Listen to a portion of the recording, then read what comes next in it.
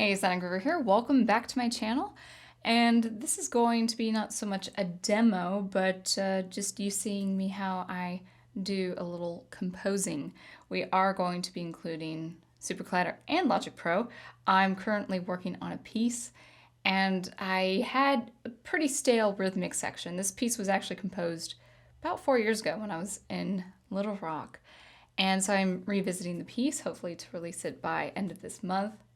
And yeah, the rhythmic section was a little stale, so I thought I would use the instruments because I like the instruments of the rhythmic section, and I wanted to put it into SuperCollider. So here I have 5 sounds, actually 5 sounds both for stereo and also for mono, and I can go over the synth depths for you there. But let's just go ahead and evaluate these.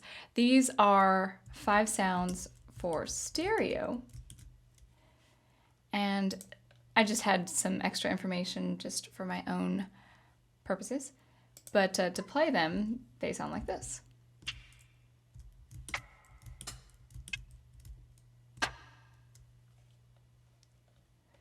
And each is about a second or less, 1.2 seconds. Okay, a little over a second. And yeah, okay, so 1 is less than a second.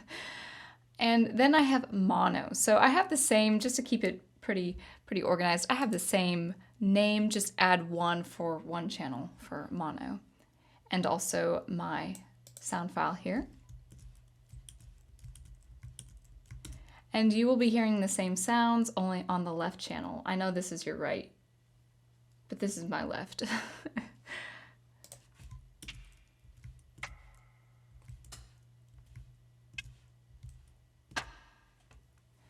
All right, there we go. And we're going to establish a tempo clock. Actually, I have chosen 55 beats per measure. My piece is actually 110 beats per measure, but I like the slowness. At 110 here with this section in particular, it's a little too fast. I might use it for maybe my, when all other instruments pull out, and maybe use some fast rhythmic percussion there. But for now, we're just gonna leave it at, it's gonna feel like 110. Trust me. We'll go ahead and evaluate the tempo clock as we go. And I'm just gonna go ahead and comment this out so you don't need to see it, calculating up and up and up. And here I have a couple of synths, a play synth and a play mono synth. I've named it play and play mono, of course. The only change here is with this synth. This is for my stereo files. If I wanted to record only my stereo instruments or stereo sound files. And then one little change here, and that is including 1. Instead of 2 channels, include 1 channel for the play buff for my mono files. And the reason why I separated the two, and the reason why I have a stereo version and a mono version, is because with stereo, I can't pan effectively between ears and that stereophonic space. But with mono, I can pan it much more effectively. Something like a hi-hat or a stick or a rim of a snare, that could be more stereo, that could be more direct. I don't care for that to be panning either side of the ear. But there you go. So I have my synth depths exactly the same, except with this exception here, the number of channels argument for my play buff. All right, so for now, let's just go ahead and I'll go ahead and give you a taste of what I'm thinking of for my rhythmic section for my piece of music. We'll just get right to recording. So if you want to record, I actually don't think this prompt is necessary, the prepare for record. I just have it up and evaluate it, and then I just record. And of course, stop recording means you can stop recording. And now I have 5 P-bind depths, 1 for each instrument, and I'll just give you a general idea.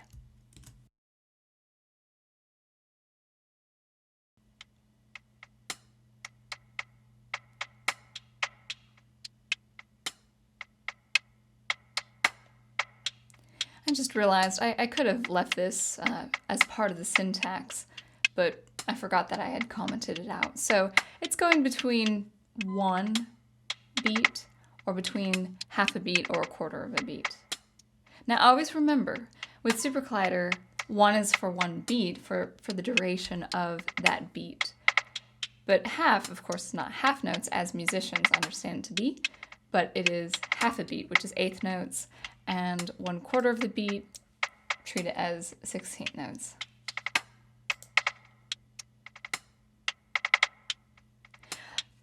No plugins. A little bit of reverb, now that I think about it, but you can hear the raw sound. You can hear that raw nature of each of these sounds.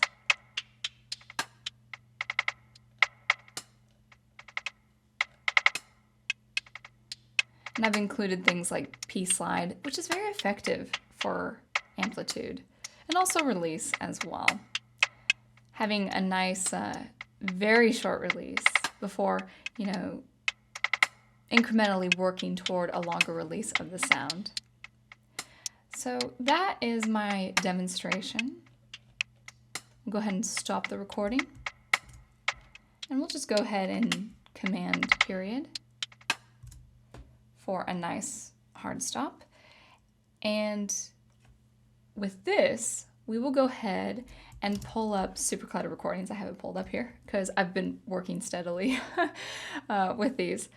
But let's go ahead and do that. And we just have one. We'll just drag it over to this desktop here.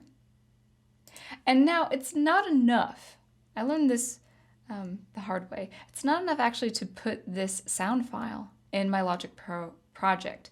We actually have to open, right click with Audacity to pull up Audacity. And from here, I think it has pulled up the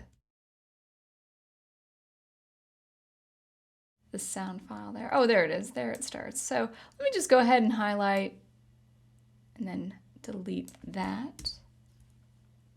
Just a little bit more. Now to zoom in, you can do Command 1. It's been months since I've been in Audacity and I had to remember this. So Command 1 zooms in and Command 2 will zoom out. And that should be right on the edge. You want to make sure that it's right on the edge. I think I have it there. Yeah. All right. Now, I think that's okay. I think we'll go ahead and try this volume. That snare and some of those sounds have a good volume to them. So I don't think I'll change the amplitude, but I will make sure. I think this is not quite necessary, but I do it anyway, just to have that little cushion, is I make sure that the tempo will remain 110. That is the tempo in my Logic project. And then I will go ahead and go to File, Save Other, Export as Wave, a WAV file.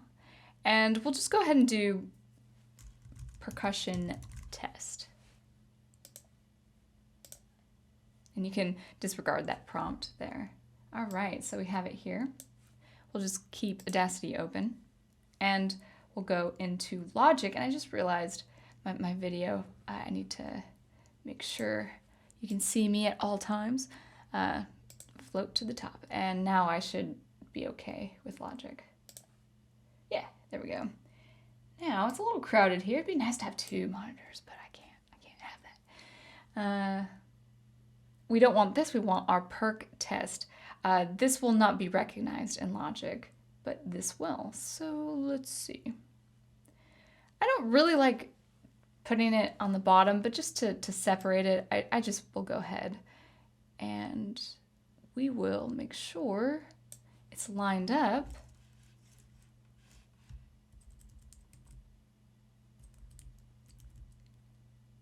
I'm forgetting my shortcuts all of a sudden. I must be nervous.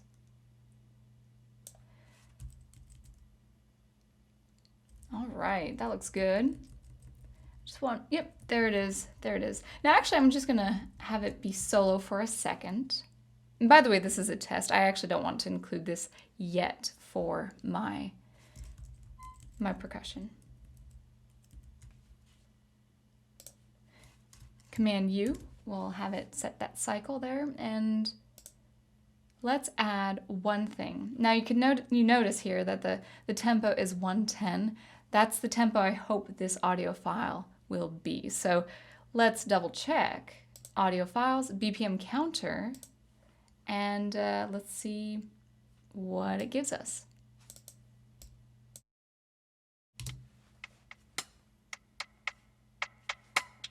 Beautiful. Fantastic. Picked it up pretty quickly. Now it's not 0.1, it's 0. It's 0. It's a perfect whole number. No floating points. Oh, come on. Now I think it's teasing me.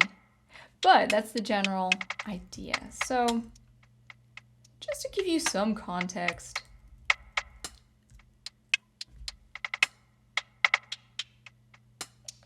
I'm thinking about adding, well, let's unsolo this to see what it sounds like. I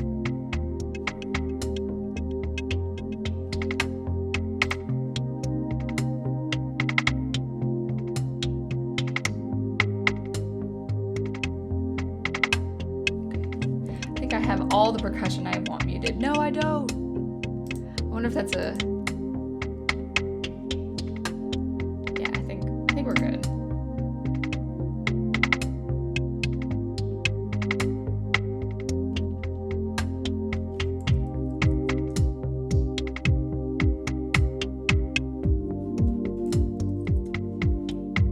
All the instruments you hear, not mixed, not mastered. I've got a long way to go.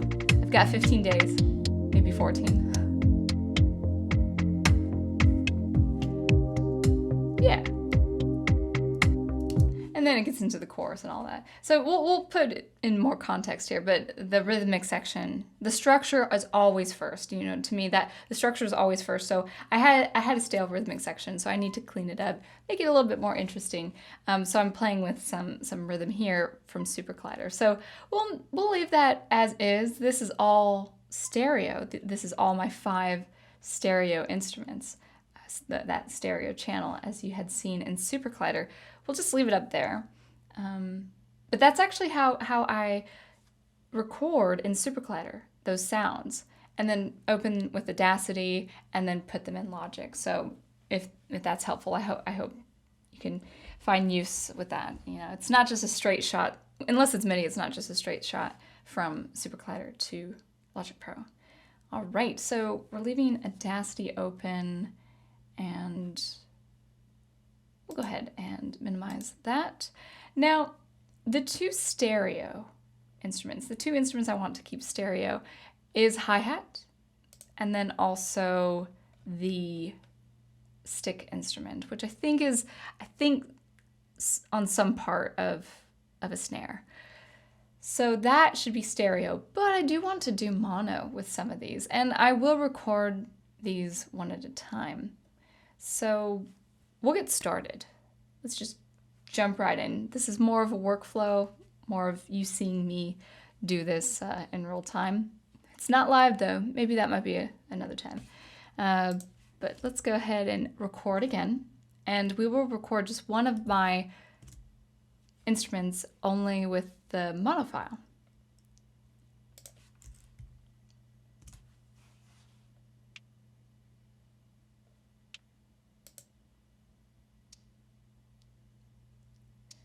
So it's not interesting for a while.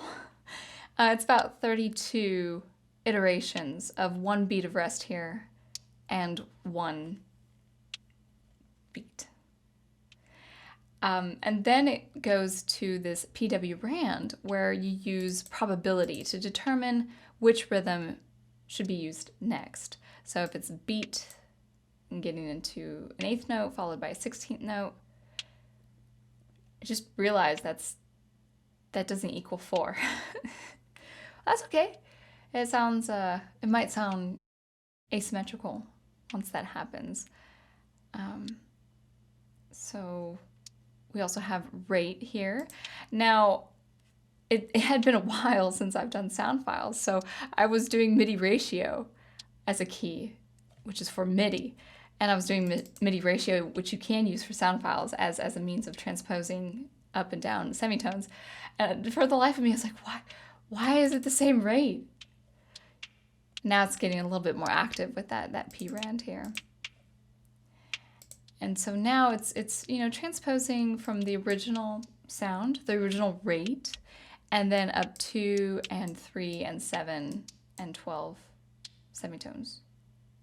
I kind of like using seconds, thirds, major thirds or minor thirds, fourths, sevenths, and fifths. But I realize it's a little bit more dissonant, but we're just doing sound here. All right, that was just 8. And then we go back to 32.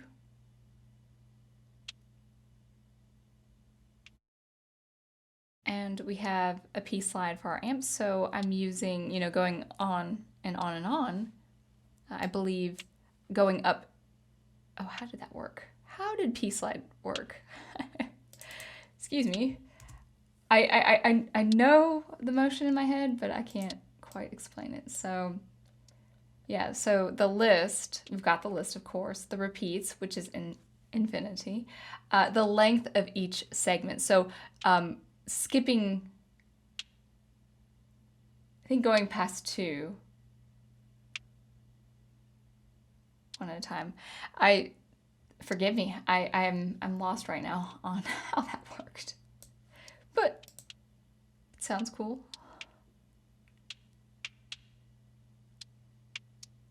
All right. Now, this mono version, I believe, is the same version as we had for stereo. Looks like it. And that's important because I like what I had heard with all the instruments together. We just want to make sure that those mono files are panned out accordingly. So I have P white, which is that more random stochastic between negative 0.88, negative 1 being on your furthest left and 1 being on your right. I don't like it so hard on the sides like this. I like it just a tiny bit inward here. And of course this being the center. All right, I think that should work. So we'll go ahead and stop after one more. All right. And so I have that on my SuperCollider recordings. Let's move on to record our next instrument. Oh, I could stop that too. I didn't have to do a hard stop. Just realized that.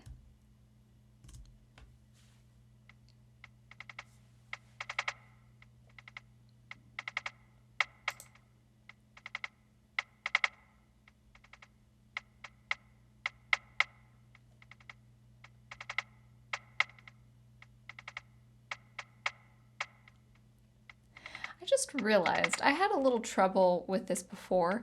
I don't think I need this P-seek here. I actually would have to look at that again. I think that is a bit redundant. I think it would suffice just to have that PW rand. I remember running into trouble and I was busy and I didn't bother with it. But if you see information in the code that looks a little redundant, I just had to, you know, put this out, make it work in between teaching and all of that, so bear with me.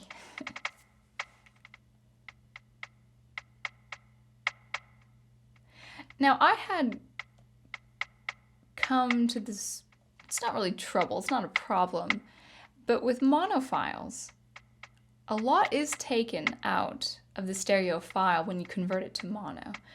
Not so much the nature of the sound, but the presence of the sound, whether that's amplitude, an even stereophonic distribution.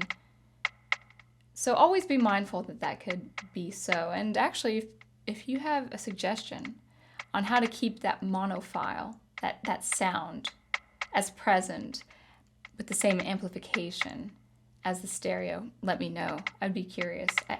It has actually, to be honest, guys, it has been a while working with sound, so I feel like this is more of a refresher for me. So, and you can see how these are mono files, but you can see with these output levels that they're going back and forth between the ear. It's not a stereo file. They are mono files. And you can see, you know, about averaging 2 to 3 sounds are happening at the same time. So it's active enough where you can hear it. But I might have to boost the volume for these.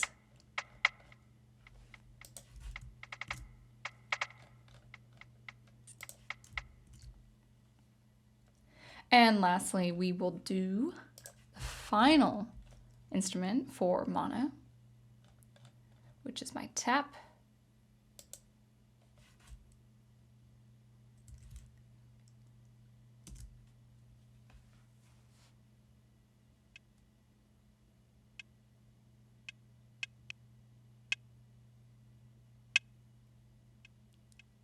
So you can see with this P slide, it's quite quiet. It's quite quiet at first, and then it goes all the way to 1, which I think is fine for an instrument like this. And these instruments are quite hard, so I do want to be careful with amplification, but I think it's good. So as this is recording, I would like to also point out some other parameters that I did not include, but are useful for your composition purposes. And that is, we'll just use this mono synth. That is the start position. That is 1.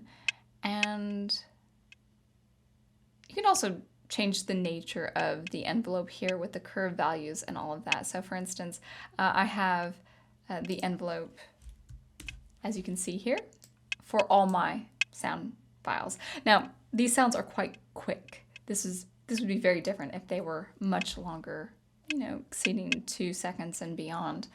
So changing the nature of the envelope would be quite useful there. But the start position, you know, the start position, I have it defaulted at 0. That is the 0th frame. That's when the sound file starts immediately and goes to the end. So for instance, the number of frames, we're on the tap instrument, I believe. The number of frames here, about 18,000.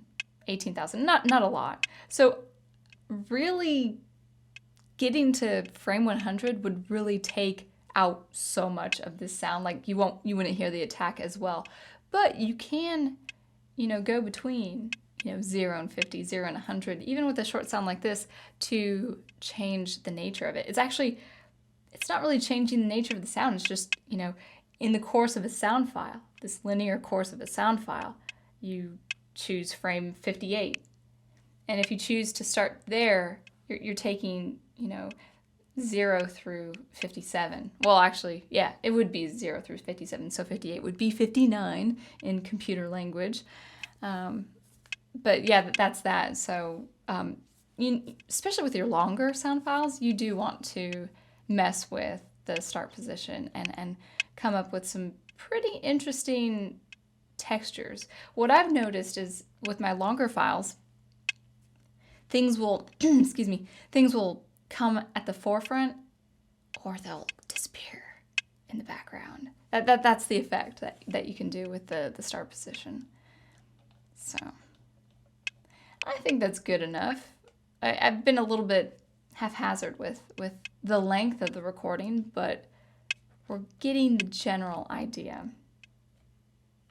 So we'll go ahead and stop. And then we'll stop the actual sound file from running. All right, so that should be it for now, for those 3 mono instruments. Now let's go ahead and get back into SuperCollider recordings. Here are my sound files here, my lovely sound files. SuperCollider recordings.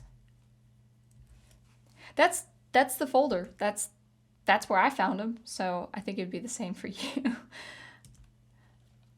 All right, so let's name them accordingly.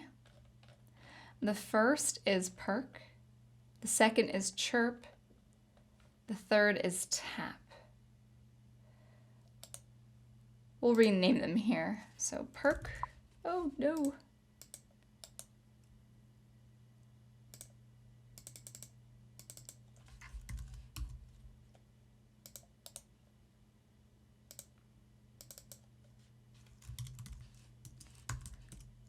It's not really a chirp, but I couldn't think of anything else to call it.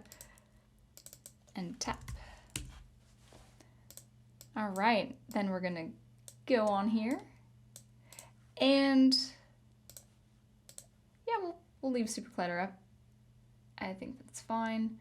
Now, I'm actually probably doing this a little bit haphazardly, but I just, you know, I kind of just delete these files. I mean, unless it's something fantastic, like, oh my goodness, I can't lose this. Once I have it recorded, it's a sound file in Logic, we're good. Let's do this in order. Let's start with if they would separate. All right, there we go. We'll start with perk. All right, did you see me miss that? I went beyond. So let's go ahead and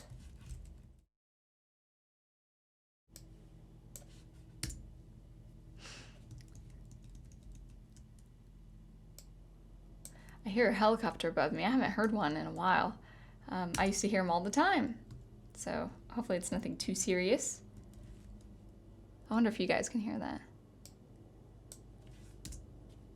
All right, so make sure it's lined up. And I would say Command 2, of course, zooms it out, I think. Should. I guess it didn't there. Whoa. Okay, all the way up to 1 minute and 44 seconds. That's, or 3 minutes and 44 seconds. So, let's try Command A, select all. Actually, these do need to be selected, even if it's just one track. These do need to be separated, selected to, in order to do the effect. So we're just doing amplification. That's quite, I don't know why it's defaulted so high. Let's start with, well, let's start with 6.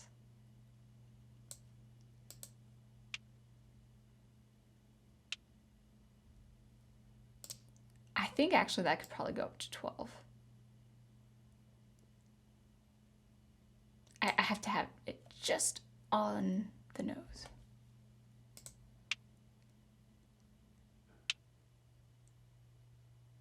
Yeah, there's a lot of headroom, if you will.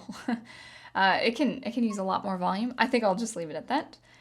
And just double checking. It's also going to get into some hard sounds here, so I do want to be careful. And also, double checking the tempo. There, 110, and file. And let's see, I think I'm going to call this perk. That's not mono anymore, so let's call it perk pan, percussion pan.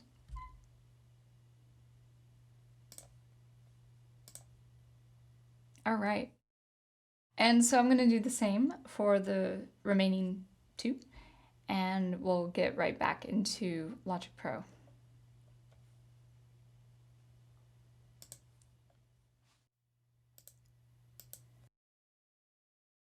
All right, I got those exported. So let's go ahead and move these 3 files over to our Logic Pro project here next to our perk test. So we will use the perk test as a model of some kind. So, you know, I actually did this earlier and I just realized perk pan 2. So we're just gonna go ahead and put perk pan in that one and line it right up. Line it right up. Now, the most important thing to check before playing this, as we had established before, is to check the BPM meter. That would be nice. Now, I have to make sure it's lined up right there. Yeah, right there. Right in the fraction of a second. And so I don't care for this title. It is perk pan. As you can see, it's like perk pan number 7. Logic remembers. Logic knows that I have visited this place earlier this afternoon. Now we'll go ahead and solo that, and we will go ahead and establish a BPM. Let's see how this sounds. It's kind of slow. Okay, good. I mean, I would have taken 55 too. So very nice, very nice. So That's good. And we'll go ahead and looks like it's going all the way to, yeah, good chunk of the piece. All right, let's include chirp, which actually, by the way, I'll just go ahead and place right under.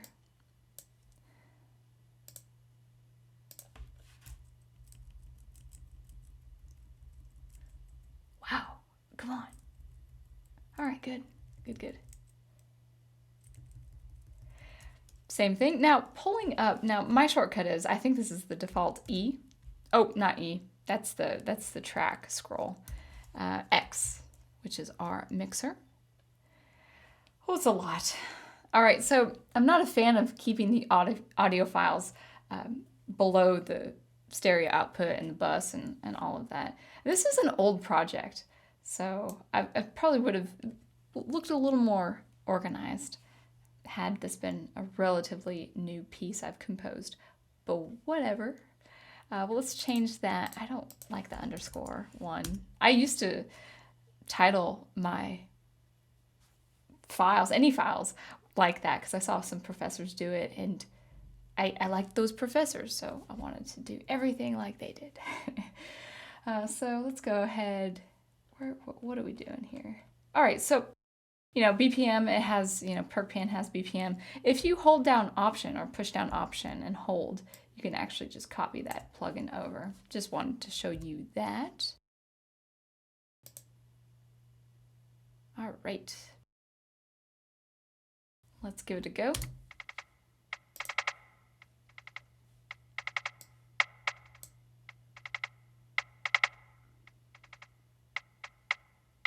Good. Very good. Excellent. And our last one is, of course, tap.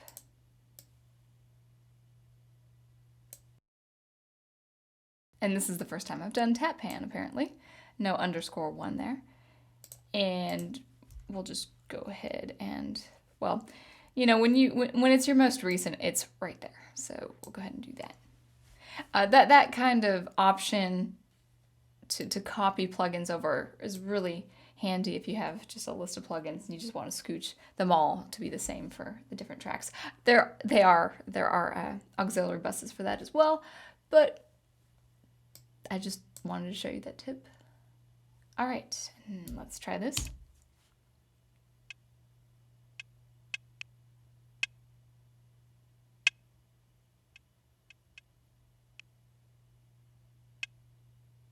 Anytime. Thank you. Good. Sometimes it takes a while, and when it kind of blinks like that, it's figuring it out. It's wondering if it made the right call. But you did make the right call. This is true. This is true. The great thing about SuperCollider is, it's pretty much quantized. You don't have to do a lot of quantizing. And, with percussion, I like to try to make it as human as possible, or, sounding as human as possible. Now, the test, this is just the 3 instruments, but let's see how they sound together.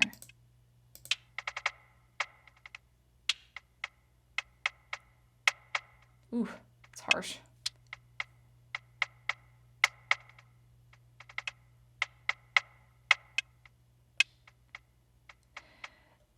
So still a little cluttered, and actually cluttered not so much in the activity, but also the volume. I want to clean it up just a little bit, and that's my other phase when it comes to percussion. But on the whole, it's working. All right, let's actually hear it in the context of the piece.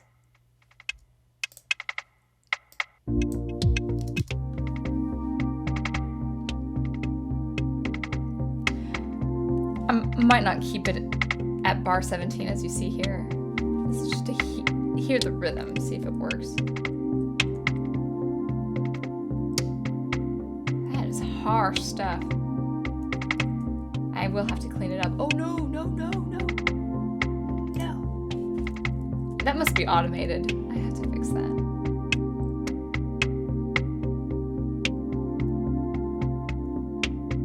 And again, this is the raw sound. I'm stop it. Mute. Stay muted. Sorry, automation is working against me.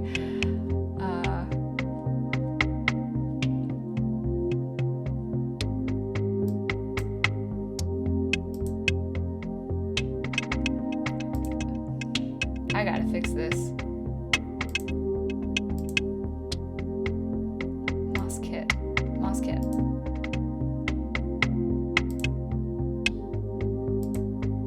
Yeah, should be fine now.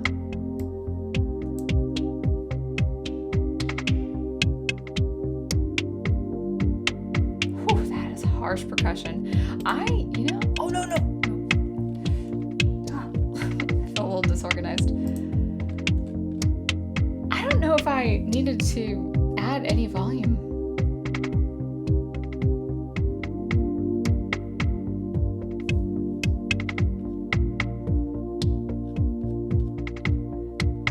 If you're wondering why there are so many grayed out tracks, I duplicated the tracks so I can change the instrumentation, and if I ever wanted to go back, I could go back. So it's very handy. It's a little clunky looking, but it is handy when you really mess up.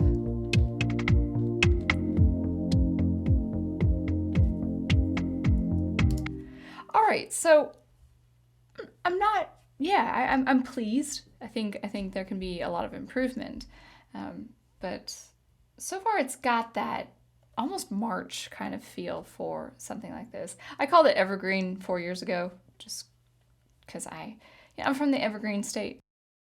But I think that's what it's going to be called. I don't know. Now let's try recording the stereo files, which would the hi-hat and the stick. So let's get out of Logic and let's just make it a little cleaner there and get into some more recording in SuperCollider.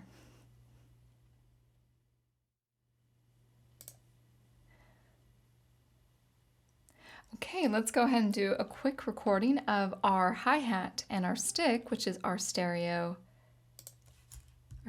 file instruments. And it won't be long, probably just 2 to 4 samples of each instrument. There's one. 4. And then we want to be sure we're stopping that recording and starting another one for our stick. And this will be a bit, maybe about 7 to 11 bars of silence before reaching. Oh, there's my chair. My chair wanted to get into the choir of sound effects.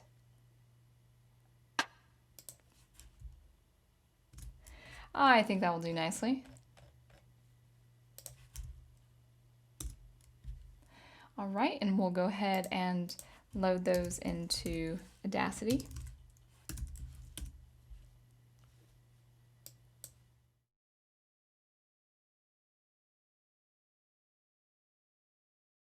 I'm sorry, I'm just blanking. I just remembered I had to do something very important before tomorrow.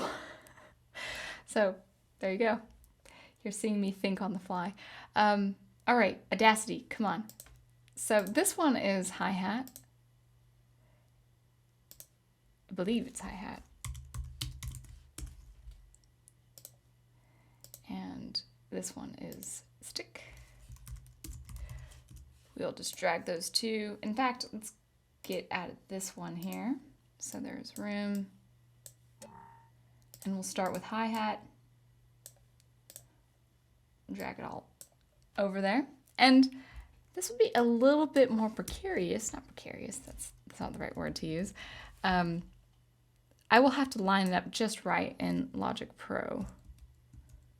All right, I'm getting a little bit of that. That should be good. And I won't mess with the amplitude. I think it's fine. I just want to be sure we are in that tempo, 110. Looking good. Export as wave. just save it as hi-hat because it's not panned anywhere. It is our stereo file, keeping right at the nose there. And second is our stick. This will also be a little bit tricky to line up, but I think we have it.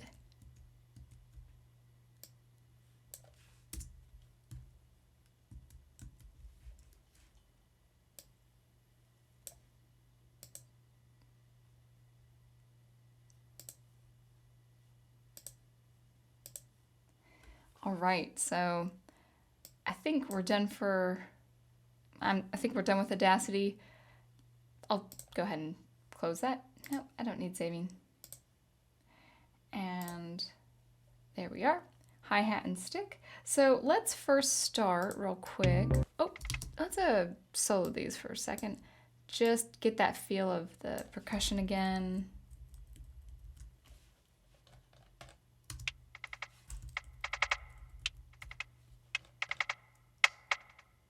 I might change the rhythm of the chirp pan. I think that's a bit much.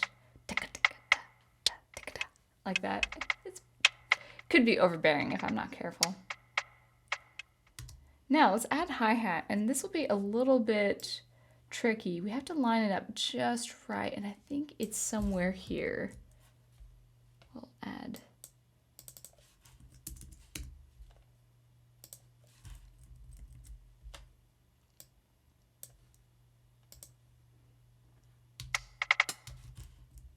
I think I want to line that hi-hat up just, oh, I wish I had my magic mouse. I do not.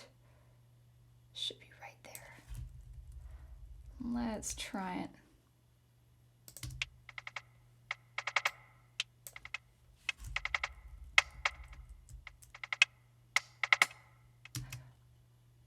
That's actually a little too far. Where am I thinking?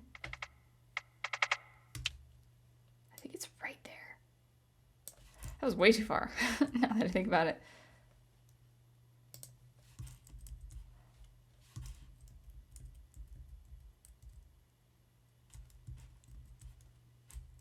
I think that should be good. Let's try it.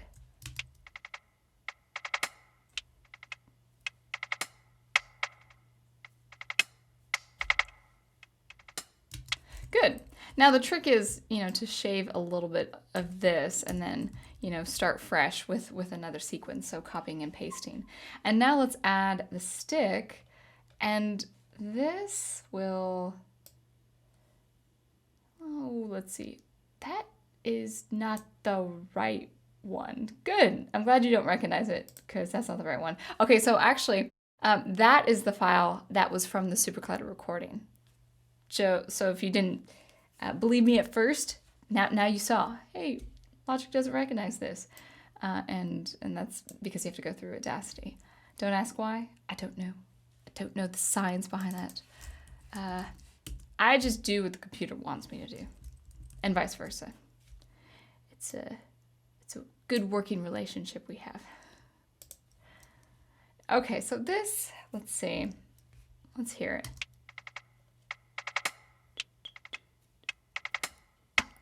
So something right along those lines.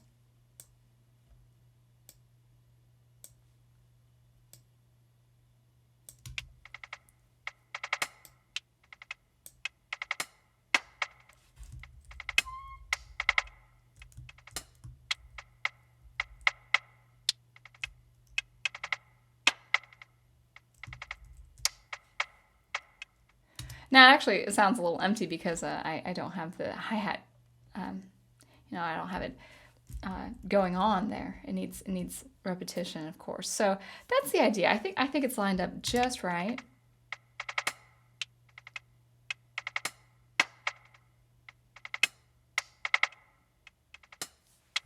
I actually might have a stick implemented right there again.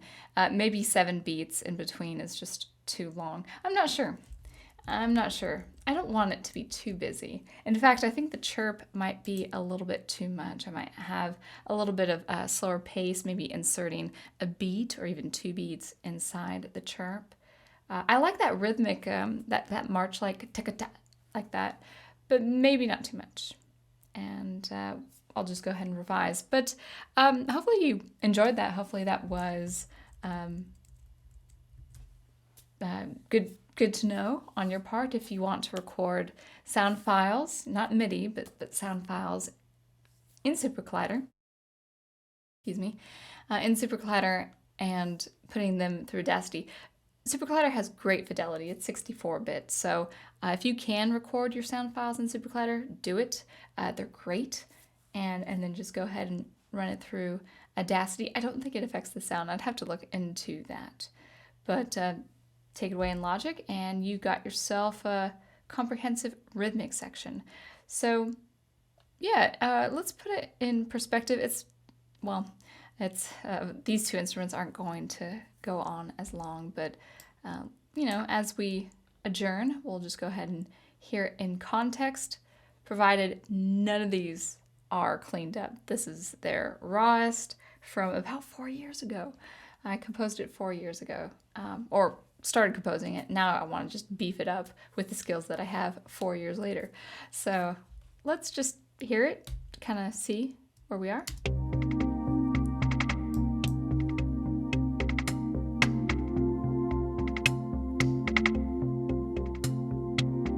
Now this stick instrument here,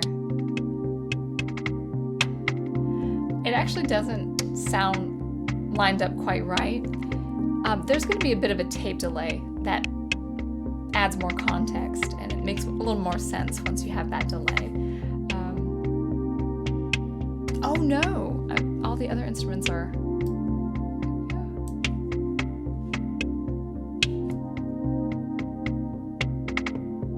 I left the kick up. The kick is fine. And if you're wondering why all these tracks are grayed out, these are just the original tracks, and these down here are the duplicates. As you can see, a little Roman numeral here next to them for my organization. And but just, I like the original. I just wanted to improve it. And when you're messing with instrumentation, let's go ahead and put that kick is going to sound good. The bass is going to sound good too when it's cleaned up. Yeah, it's a very soft kick in this one. Nice. I didn't realize I changed the kick up a bit, but I didn't know I improved it so well.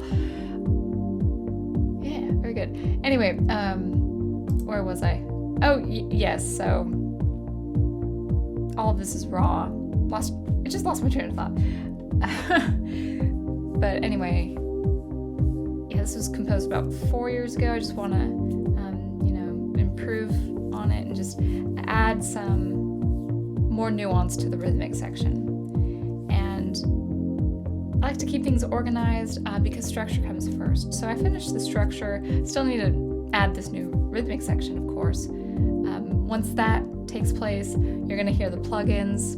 It's not going to be as raw or as harsh as you hear them now. So we'll finish our structure this week, hopefully, get into instrumentation as quickly as possible because I'd like to release this in about 14 days. And before we stop, let's go ahead and show you it's not really strings, it's like a more synth instrument. It has a very unique tone to it. But this is actually my first piece where I learned about noise gate. So you can hear the noise gate here.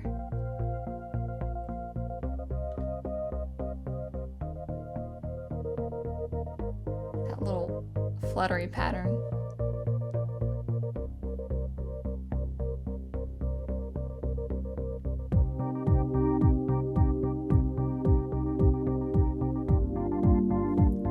Once it's spruced up, it's gonna sound pretty sweet, I think. So evergreen, I think I'm gonna call it evergreen. I'm from the evergreen state. I was just thinking about it, when I was composing it, and it's got electronic character, but it's got I can clean it up to where, at least with the percussion, it can sound rural. It could sound like maybe a wooded area, even though it's more dreamlike with the electronic instruments. But anyway, that's a bit of a teaser. And I'll get right to doing more rhythm and percussion, and hopefully you'll hear something. Well, you better hear something new by next week, because I'm on a deadline. So anyway, thank you always for watching, listening. Hopefully that gives you some encouragement and some tips on how to record sound files in SuperCollider and send them over to Logic Pro.